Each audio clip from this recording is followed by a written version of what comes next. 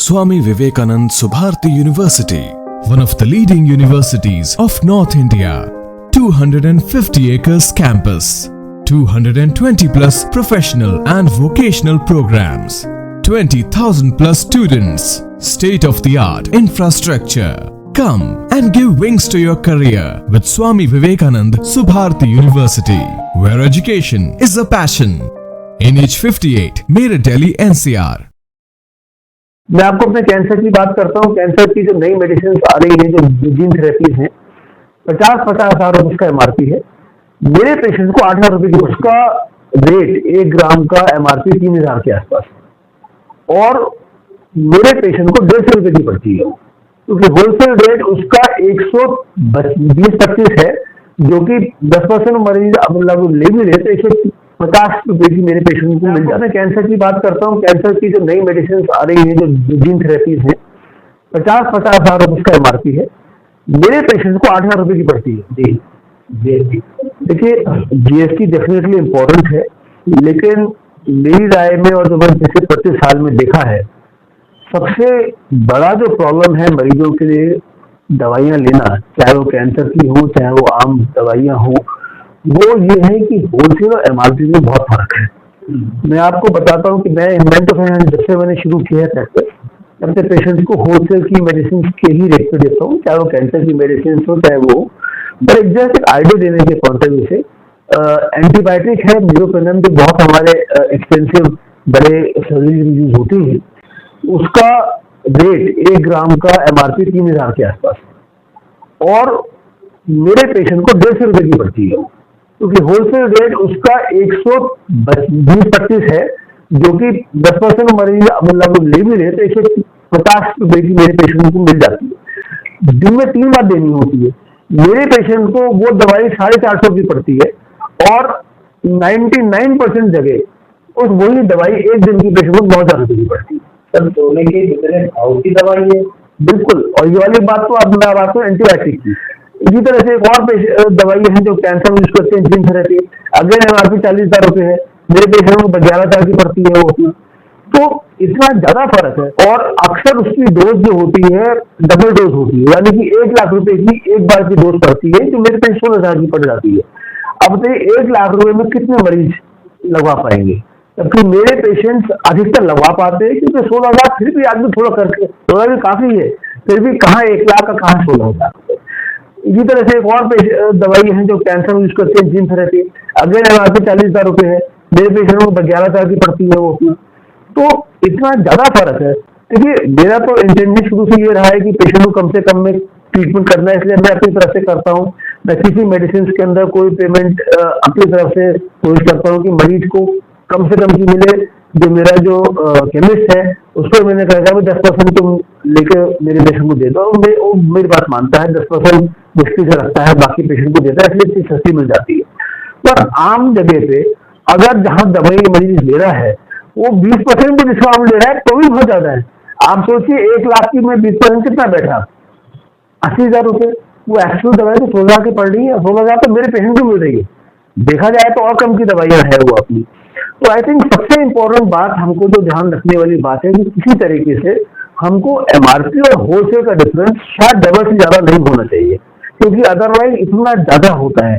फिर कई जगह आज की तारीख में डॉक्टर फिर भी ध्यान रखते हैं, और आज की तारीख में आप देखिए बड़े बड़े हॉस्पिटल का रन बाय बिजनेसमैन के अंदर profit making is the most important thing. तो वो दवाइयां भी वो लाते हैं जिसके अंदर एमआरपी और होलसेल में ज्यादा फर्क है। अब जैसे मैं कई बार पेशेंट्स को दवाई लिखता हूँ तो उसमें देखता हूँ कि भाई एमआरपी ज्यादा तो नहीं है उसकी। जैसे कई अच्छी कंपनीज हैं, वो एमआरपी 2 या 3 महीना नहीं रखती, और कई ऐसी जनरिक कंपनीज हैं जो एमआरपी और होलसेल में डिफरेंस 20-20 गुने का रखती है।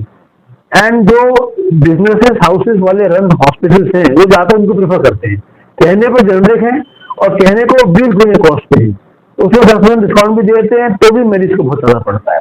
तो मैं समझता हूँ आज की तारीख को जो सबसे बड़ा चेंज जरूरी है मेडिसिन और हेल्थ केयर में, वो ये है कि हमको कैसे भी करके जो ड्रग्स का कॉस्ट है वो होलसेल और जो आपका एमआरपी है उसको कम करना है।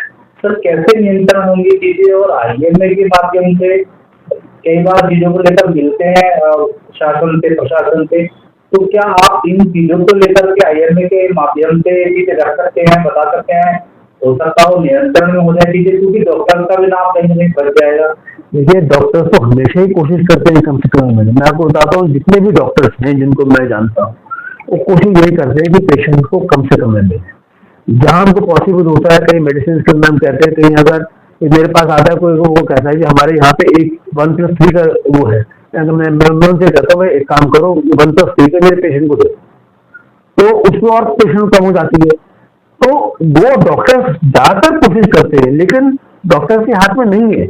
आप देखिए, आजकल के जो डॉक्टर रन हॉस्पिटल है, वो भी आजकल डॉक्टर नहीं रन कर पा रहे, वो रेंट पे दे रखे हैं। It is being run by people. इनका बेसिक पर्पज पैसे कमाना है, तो उनका तो पर्पज यही रहेगा कि वो बिजनेस हो गए ना। देखिए, अब वो प्रोफेशनल जो करते हैं प्रोफेशनल की तरह करते हैं, पर बिजनेस हाउस में तो बिजनेस की तरह करेंगे। यहाँ तक कि जो नॉन मेडिकल कॉलेज जो रन कर रहे हैं, उनका बेसिक पर्पज पैसे कमाना है, तो उसको तो गवर्नमेंट को ही देखना। और ये बात ऐसी बात नहीं कि गवर्नमेंट से छुपी हुई बात होगी अपना।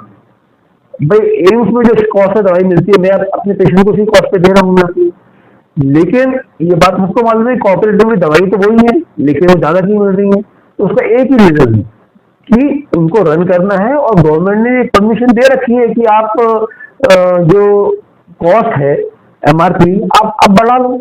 तो वो तो देखो गवर्नमेंट की तरफ से आना चाहिए, और हर चीज में आना चाहिए। मतलब लेकिन मेडिकल इसलिए, क्योंकि मेडिकल आप देखिए 50-60% जो गरीब हाउस होल्ड है, उसका साल भर का 50-60% जो खर्च है मेडिसिन पे जाता है। तो अच्छी बात है कि आपका आयुष्मान वगैरह है, पर आयुष्मान में भी हर मरीज को बहुत कम लोग कर पा रहे हैं। Ayushman is a very good scheme for poor patients, but मैं समझता हूँ 10 मन ज्यादा लोगों को नहीं अवेलेबल हो पाता होगा अपना वो। तो कहीं ना कहीं गवर्नमेंट को, और इवन अगर अफोर्डिंग है, मिडिल क्लास के पास भी कितना पैसा होता है। आपको बता रहा हूँ मैं, 1 लाख रुपए हर 21 दिन में दवाई लगनी है, और वो 16,000 में पड़ सकती है। 16,000 फिर भी मिडिल क्लास आदमी अफोर्ड कर लेके 1 लाख रुपए नहीं कर सकता वो अफोर्ड अपना। तो मिडिल क्लास जो पुअर पेशेंट के लिए तो आयुष्मान आ गया है, मिडिल क्लास के लिए क्या है? मिडिल क्लास के लिए यही हो सकता है कि आप उसकी मेडिसिन आप होलसेल से डबल पे नहीं रखें, ताकि कम से कम बड़े भी 16 का 32 हो जाए, 1 लाख तक नहीं बैठे। मतलब मेरा तो ये कहना है। आपने ये सारे गंभीर मुद्दों पर बात की है, बातें तो बहुत निकलेंगी, लेकिन मैं ये ये पूछना चाहूंगा कि जो लोग जो मर गए कैंसर का, इससे प्रभावित है या उनके परिचित प्रभावित है, वो अगर आपसे रास्ता करना चाहें तो कैसे आप मिल पाएंगे, कैसे उनका ट्रीटमेंट कर पाएंगे? और दूसरी बात ये जो आपने बताया, मेडिसिन के अंदर बड़े स्तर पर जो है धांधली कह सकते हैं या फिर उसमें कमाई कह सकते हैं, वो आप उनका जो है गैप खत्म कर रहे हैं। तो बताइए सर अपने बारे में थोड़ा सा, क्योंकि बहुत जरूरी है जनता तक बात जानी चाहिए। देखिए, मैं आपको बताऊं, मैं टाटा से ट्रेन हूँ, और टाटा से हमको यही ट्रेनिंग मिली है कि मरीज सर्वो करें। जब मैं आया था, मैंने डिसाइड किया था कि मैं रैट रेस में नहीं आऊंगा, क्योंकि अगर नंबर 1 भी हुआ तो रैट ही रह जाऊंगा। तो रैट रेस में कभी नहीं था मैं अपना शुरू से। इसीलिए शुरू से मैं हर वेडनेसडे को फ्री पेशेंट देखता हूँ। 25 साल हो गए हैं मुझे। 50 रुपए का कार्ड बनता है ताकि कार्ड वो रह जाए, लेकिन वो उसका है, मेरे कोई चार्जेस नहीं होते। और मेरी शुरू से ही कोशिश यही रहती थी कि कम से कम मरीज को सही मिले। अगर वो यहाँ कुछ सस्ते में मैं कर सकता था, मैं करता था। बहुत पुअर होता था तो उसको मैं हमेशा एम्स में या गुरु तेग बहादुर में भेज के करता था।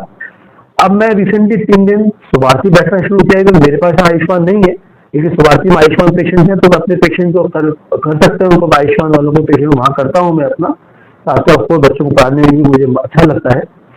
प्लस यहाँ पर मेरी हमेशा कोशिश यही रहती है, मैं आपको बताता हूँ, यहाँ पे डॉक्टर्स आते हैं मेरे जो बैठते हैं, दिल्ली से बैठते हैं, फरीदाबाद बैठते हैं, मेडिकल कॉलेज हमारे मेरठ में नहीं है तो वो आके बैठते हैं, मेडिसिनल कॉलेज बैठते हैं। उनको अच्छा भी लगता है और बुरा भी लगता है। अच्छा ये लगता है कि मैं जिस कॉस्ट पे दे रहा हूँ वो सोच भी नहीं सकते। जिन पेशेंट्स को मैं ट्रीट कर पा रहा हूँ यहाँ पे, वो अपने वहाँ पे कॉर्पोरेट में बैठते हैं, वो नहीं कर सकते। बुरा उनको ऐसा लगता है कि वो भी चाहते हैं ऐसा करें अपने सेंटर्स में, लेकिन उनके हाथ में बंधुए होते हैं। तो मैं समझता हूँ कि थोड़ा सा हम सब लोगों को एज अ डॉक्टर जहाँ पॉसिबल हो सके करना चाहिए। एंड वेरी फ्रेंकली, देखिए मेरा केमिस्ट है जो मेरा सहयोग कर रहा है। अगर केमिस्ट को मालूम है कि उसका डॉक्टर सही काम कर रहा है तो वो करेंगे। हम सब लोग अच्छे हैं, लेकिन एक दूसरे को देख के अच्छे बुरे बन जाते हैं। तो मेरी समझ में ये है। और दूसरी बात, जहां तक आपने कहा कि धांधली तो मैं नहीं कहूंगा, क्योंकि ऑफिशियली वो लीगली राइट है। एमआरपी भी आपने गवर्नमेंट ने लिखी हुई है, तो ही is right, we can sell at MRP also, we can sell at 10% discount also. तो धांधली तो नहीं है, लेकिन मैं समझता हूँ कि हाँ, गवर्नमेंट को will have to put their foot down, and कम से कम जो कैंसर की मेडिसिन हैं या जो एक्सपेंसिव एंटीबायोटिक्स हैं, उन पे कहीं ना कहीं उनको सस्ती पे आप मत करो। सस्ती पे ठीक है, 2 रुपए की चीज को हो सकता है 10 रुपए दे आदमी ले सकता है, लेकिन जो महंगी मेडिसिन है उसमें कहीं ना कहीं होलसेल और एमआरपी पे उनको अंकुश लगाना पड़ेगा, वरना हमारे 95% पेशेंट्स इलाज नहीं कर पा पाएंगे।